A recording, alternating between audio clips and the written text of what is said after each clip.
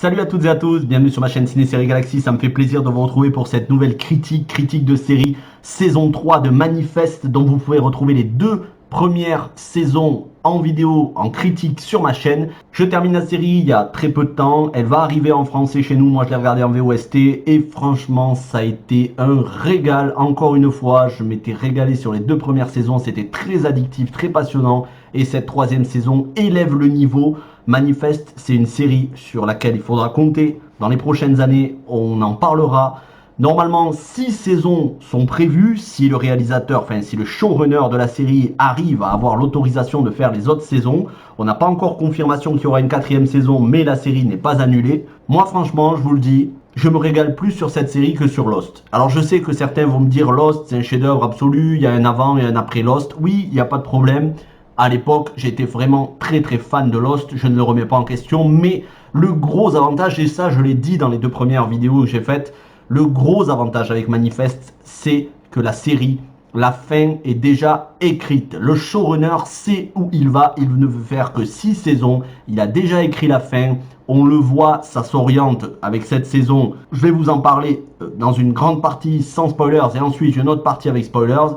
Mais on voit que ça se précise au niveau de l'intrigue. Le showrunner sait où il va. Et ça, je ne le retrouvais pas malheureusement dans Lost, dont la majorité de la série était exceptionnelle, mais dont la dernière saison m'a cruellement déçu. J'espère ne pas être déçu par la fin de Manifest, mais en tout cas, pour l'instant, je ne suis absolument pas déçu. Pour moi, il n'y a pas d'épisode de remplissage dans cette série, surtout dans cette saison où on a énormément de rebondissements, et donc j'en arrive à la critique sans spoilers de cette saison. Bien écoutez, une saison intense avec des nouveaux personnages. Pour ceux qui ont vu la série ou qui la regarderont, le personnage de Angelina qui est très important pour cette saison. On a l'intrigue qui se resserre au niveau des passagers et de la dernière image qu'on avait à la fin de la saison 2.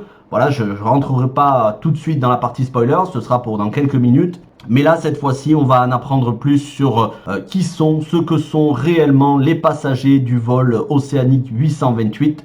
Une saison qui n'hésite pas à sacrifier des personnages, une saison où il y a beaucoup de rebondissements, où on avance dans la mythologie créée par la série.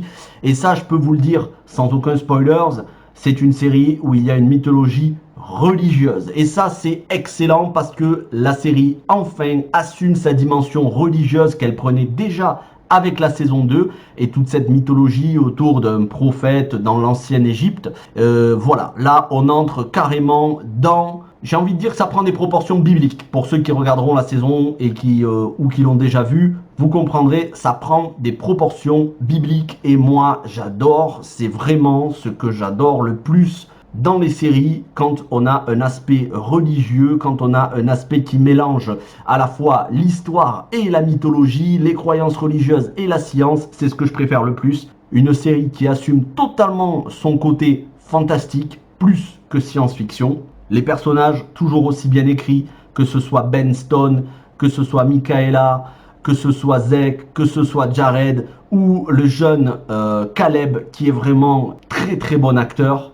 Tout comme sa sœur, jouée par Luna Blaze, Olivia. Vraiment, et puis Athena Karkanis dans cette saison qui joue le rôle de Grace. Voilà, Athena Karkanis que vous avez pu voir notamment dans la série Lost Girl. Vraiment, elle est excellente dans cette saison. Sans compter mon personnage, une de mes personnages préférés, Parvin Kaur, qui joue le rôle de Sanvi. Sanvi qui est vraiment très importante dans cette saison.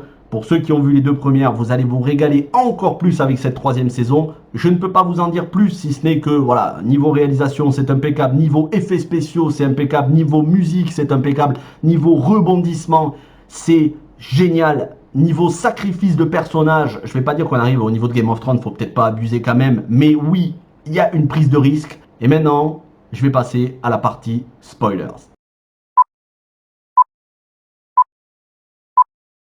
Spoilers, bien pour ceux qui se souviennent de la saison 2, on finissait avec le repêchage de l'aileron du vol Océanique 828. Comment est-ce que ça se fait qu'il y ait un aileron repêché au fond de l'océan alors qu'on a vu l'avion revenir? Eh bien, il y avait déjà une mythologie qui était mise dans la saison 2, qui avait été instaurée avec le prophète Al-Zouras dans l'Égypte antique, où apparemment on comprenait qu'il y avait déjà eu des personnages qui étaient réapparus comme ça au cours de l'histoire, eh bien cette saison va nous en apprendre plus. Les passagers auraient bien été morts durant le crash du vol océanique 828, mais auraient été ressuscités par une force divine.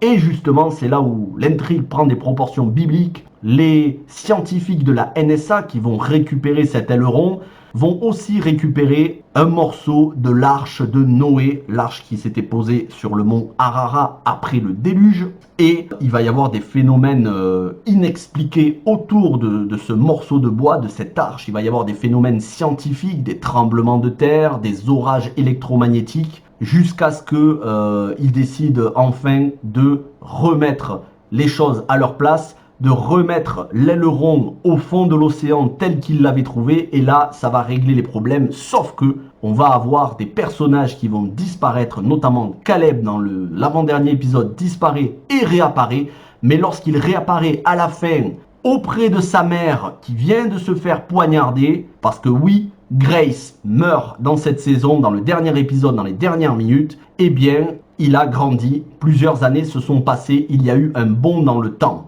Autrement dit, on a Caleb qui aujourd'hui est un jeune homme, un jeune adulte. Il a fait un bond dans le temps. Sa famille, le reste de sa famille qui ne sont pas encore au courant que Grace est morte, vont le retrouver à l'âge adulte. Voilà pour ce qui est du rebondissement majeur. On passe donc sur une intrigue à la fois religieuse et de voyage dans le temps. Mais pas seulement, on a aussi un jugement divin de certains personnages dans cette saison, des personnages qui meurent de façon assez effroyable, de façon assez marquante visuellement en milieu de saison. On a notamment les 3 personnages qui poursuivaient Caleb dans la saison précédente, qui meurent, qui sont jugés comme étant coupables. En tout cas, pour l'instant, c'est ce que l'on sait. Un jugement qui va jeter un effroi sur tout le monde et qui va faire comprendre que l'entièreté des passagers ont une responsabilité pas seulement individuelle mais collective les uns envers les autres, et qu'ils doivent tous se serrer les coudes, qu'ils doivent tous être pacifiques, qu'ils ne doivent pas mentir, notamment Sandvi. On sait que c'est elle qui avait tué le Major, il va y avoir une intrigue policière autour de ça, et tant qu'elle n'aura pas révélé la vérité à Michaela, qui est de la police, elle va avoir des problèmes jusqu'à saigner de manière inexpliquée des yeux, et ça n'est que lorsqu'elle dira la vérité que ce phénomène va s'arrêter. Autrement dit, on voit qu'il y a une intervention divine chez les personnages, c'est passionnant, j'ai vraiment adoré cette saison. Certains trouveront ça tiré peut-être un petit peu par les cheveux, mais dans Lost, il y avait aussi beaucoup de choses tirées par les cheveux, hein. On n'oublie pas toute l'histoire entre Jacob et son frère, c'était tout aussi fantastique sous son aspect. Donc très content que cette saison assume enfin sa part religieuse, à la fois mythologie et science-fiction, voyage dans le temps, intervention divine. J'ai hâte de voir la saison 4. Sur ce, cette critique est terminée. N'hésitez pas à me dire ce que vous avez pensé de cette 3e saison. N'hésitez pas à me dire ce que vous pensez de la série, vos théories pour la suite. On se rapproche vraiment de quelque chose, je pense, sur la fin d'apocalyptique. Et ça, c'est génial. Moi, c'est ce que je préfère dans les séries. Merci à tous d'avoir regardé cette vidéo, n'hésitez pas à liker, vous abonner, partager. Je suis très content parce que je suis un des seuls youtubeurs à parler de cette série, et ce qui est un petit peu dommage parce qu'elle mériterait tellement plus d'exposition. Mais en même temps, les 2 premières vidéos sur les saisons 1 et 2 ont bien marché, j'espère que celle-là cartonnera aussi. Merci à tous, passez une bonne semaine et on se retrouve à partir de mercredi pour beaucoup de critiques de films. Ciao tout le monde, prenez soin de vous.